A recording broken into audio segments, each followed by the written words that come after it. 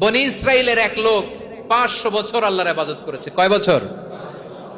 কোথায় জানেন? সাগরের মাঝখানে এক পাহাড়, ওই পাহাড়ের উপরে বসে 500 বছর টানা আল্লাহর ইবাদত। দিনে আর রাতে একবার করে নিচে নামতেন।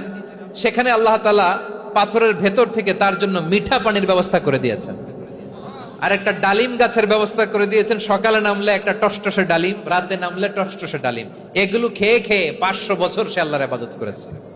আর সে আল্লাহর কাছে বলেছে, আল্লাহ আমি যখন মারা যাব সেজদারত অবস্থায় যেন মারা যাই।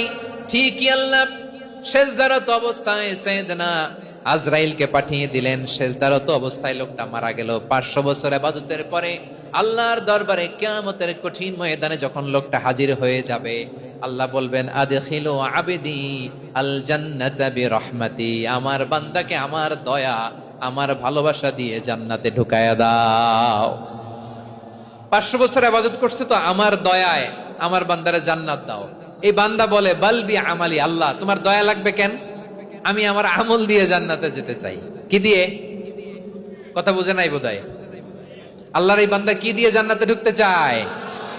আমল দিয়ে। আল্লাহ বলছে, আমার দয়ায় আমার বান্দারে জান্নাতে নিয়ে যাও। ফেরেশতারা এ বলে, আল্লাহ তোমার দয়া লাগবে কেন? সেজদা তো কম দেই নাই, জিকির করতে করতে 500 বছর শেষ করে দিলাম, আবার তোমার দয়া লাগবে?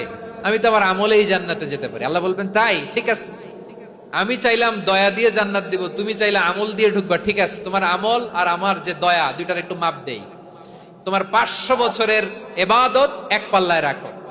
আর আল্লাহ বললেন, আমি যে দয়া করে এই দুনিয়ার নাজ নেয়ামত বিউটি সৌন্দর্য দেখার জন্য তোমার দুটা চোখ দিয়েছিলাম, দুটা নয় একটা চোখ আরেক পাল্লায় রাখো। রাখা হবে, দেখা যাবে ওই 500 বছরের ইবাদত হালকা হয়েছে, আর মুহূর্তের মধ্যে আল্লাহর দেয়া একটা চোখের নেয়ামত ভারী হয়ে গিয়েছে।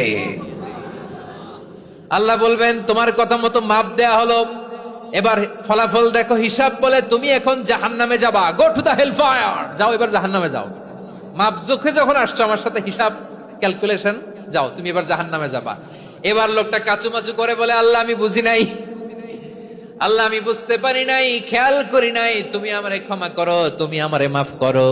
ও আল্লাহ, এবার আমি টের পেয়েছি, এবার আমি বুঝতে পেরেছি, তোমার দয়া ছাড়া দুনিয়ায় কেউ জান্নাতে যেতে পারবে না, কেউ পারবে না।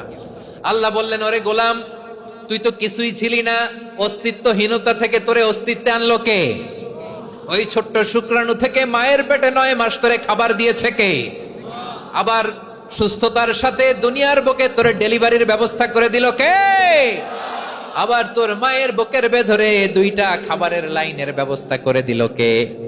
আবার তোকে শৈশব পেরিয়ে কৈশোর পেরিয়ে তারুণ্য, তারপরে যৌবন, এগুলো দান করলো কে?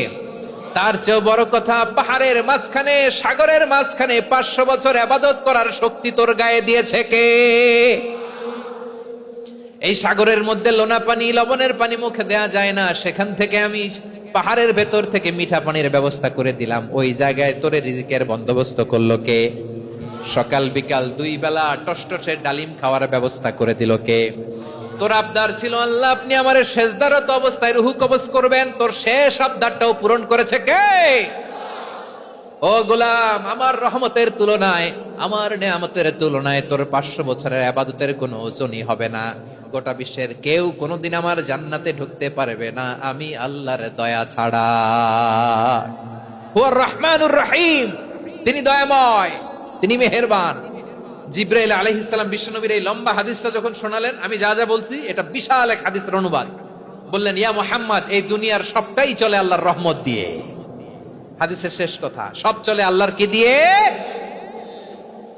তখন বিশ্বনবী সাহাবাদের বললেন, ও সাহাবারা শোনো, আল্লাহর জান্নাতে কেউ কোনোদিন প্রবেশ করতে পারবে না তার রহমত ছাড়া। সাহাবারা বললেন, ইয়া রাসূলুল্লাহ, আপনিও না, আপনিও কি আল্লাহর রহমত ছাড়া প্রবেশ করতে পারবেন না? বিশ্বনবী বললেন, না আমিও না, আমি বিশ্বনবীও আল্লাহর জান্নাতে আল্লাহর রহমত ছাড়া ঢুকতে পারবে না। তবে কিয়ামতের দিন আল্লাহর রহমত আমার চারদিকে বেষ্টনী দিয়ে থাকবে।